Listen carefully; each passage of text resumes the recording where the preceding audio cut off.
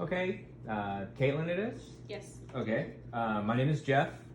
I do a lot of the interviews here, so this is kind of formal but informal, so just relax. This is all your time. There's no right or wrong answers. I'm going to ask you a series of questions, completely random. Just answer to the best of your ability. When you're done, just give me some kind of signal that you're done, and we'll go ahead and move on to the next question. Okay. All right, you have any questions or anything before we get started? No. Okay, great. Let's go ahead and start off, and just go ahead and tell me a little bit about yourself. I'm 21 years old. I've worked at a daycare for 13 years. It's my mom's in-home daycare, and I'm choosing to pursue this job to hopefully start my adult career and get some insurance and get some more work experience, because I've only ever known my mom and what she does, so I'm just trying to get myself out into the working world. Okay. For the sake of the recording, you and I both know you're here for a dispatcher job. Mm-hmm. It's well known that being a dispatcher can be a high-stress job.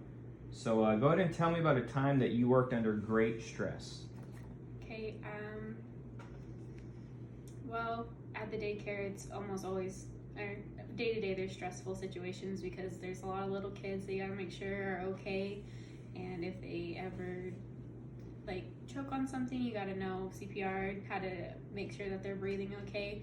There was once a child who choked on a piece of bread and had to pick him up out of the high chair and flip him over, pat him on the back, and he coughed it up and he was okay. So I remained calm throughout the whole time, and everything ended up being okay. Okay. Going through your resume, I noticed here that says that you've worked at an opera house involving customers dealing with the public. Go ahead and describe to me an experience where you dealt with an angry customer and or coworker. So I had a lady come in, and it just so happened that the woman who worked before me had overbooked her tickets, so double booked her tickets. So when the woman came in, she also came in late because we had changed the time, and I guess she wasn't aware of that. She came in very upset because she came in halfway through the play and her table was taken, and I just explained to her I was new. I had no idea about this occurrence, and I just asked her, how can I make this okay for you? How can I make this better for you? And she instantly calmed down when I kind of put it back into her hands. She told me, well, is there any other dates available at the same table? So I looked it up for her, found it for her, comped her the ticket so she didn't have to pay for it again, and gave her the right date, right time, and told her if she had any more questions or anything happened on that day when she came, she could give me a call. And in the end, she told me she was very thankful for my assistance and that I was one of the nicest people she talked to while working there. Okay. During that whole process, did you ever throw your coworker under the bus or put the blame on them, or you just tried to handle her issues? I just tried to handle her issues. When I found out about it, I just said it must have been a mistake made in the system. The system didn't say that the table was booked, so just miscommunication within technology and, human error. So just made her problem right. Okay. Especially right now with COVID-19 and just all the stress of life in general, we all have bad days. It's no secret. So go ahead and explain to me how you would handle one of your bad days while at work.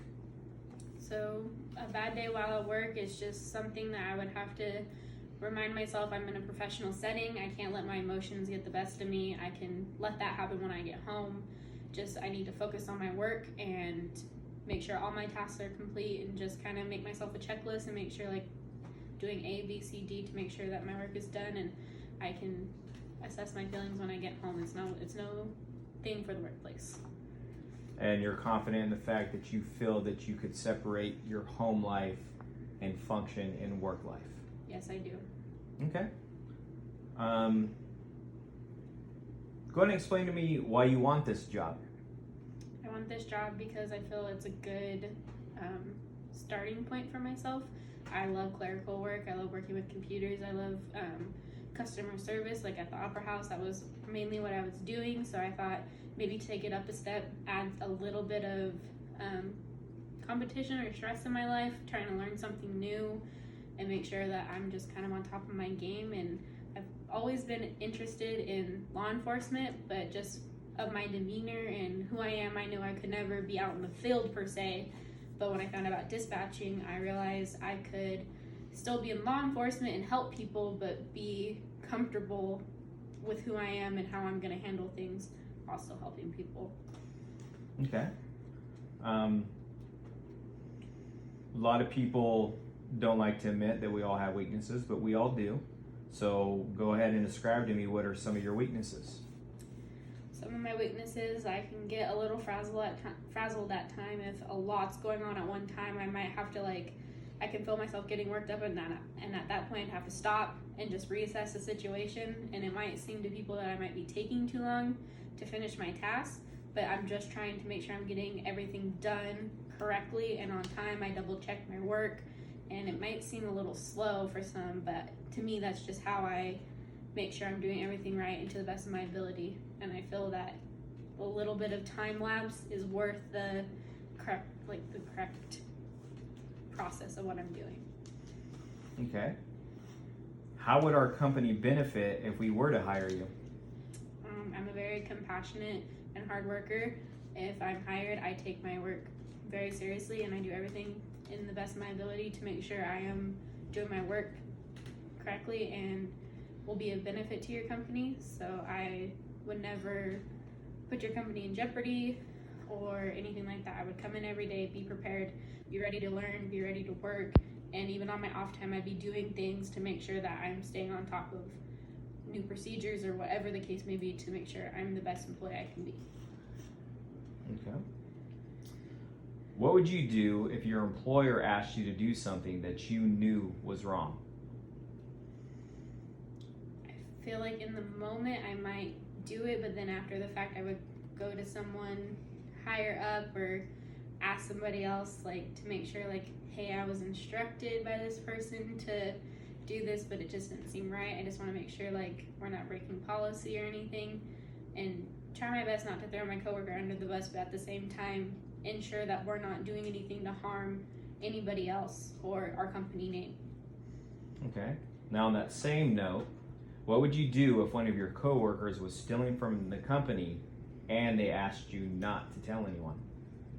I'd have to tell someone, because a coworker is, while they might be a friend or someone that I get along with, at the end of the day, she's hurting the company and she's doing something illegal, and I can't just let that sit with my conscience. I'd have to tell somebody about it. Okay. Now, if you were hired, what do you believe, under what circumstances would cause you to leave this job? Honestly, only if I was mistreated or I felt like I was being talked down to or anything like that. As long as I'm in a safe work environment and I'm treated correctly and and everything like that, I really don't see myself leaving. Okay. This is a bit of a loaded question, but I guarantee you I will not be your boss.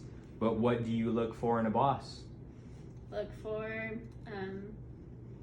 structure and I guess compassion in a way. They care about their job, they care about the people they're supervising, not throwing us under the bus or making sure that we're doing putting more work on us just because they can, power hungry kind of thing. As long as they're caring and are well equipped to run a team, I feel like that's good for me. Okay. Now, nobody likes to work weekends or holidays, but can you work overtime and holidays on a moment's notice? I can. I don't have a family of my own. I'm very free, and I'm willing to commit my life to this job. Okay. Go ahead and tell me why I should hire you. I think you should hire me because I am a very hard worker. I'm good at multitasking. I am willing to put forth all my effort into this job to make sure it's a good fit and that I'm an asset to your company. And I would just really love this opportunity to work with law enforcement and help the public. Okay. You obviously be working with a group of other staff. Go ahead and tell me how you're adaptable and give me an example where you've been adaptable in a work type setting.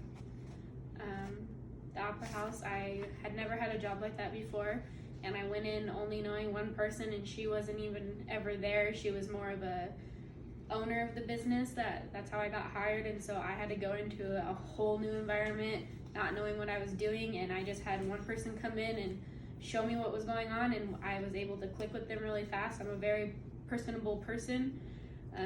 I'm easy to make friends with, and I just listened and I did, and if I had questions I asked, and next thing I know I was running the Opera House and making sure everything ran smoothly every night. Okay, well that's going to go ahead and conclude this interview. Is there any questions or anything you would like to add to before we call it quits? No, I think that was it. Okay, well thank you for your time. Thank you. Thank you.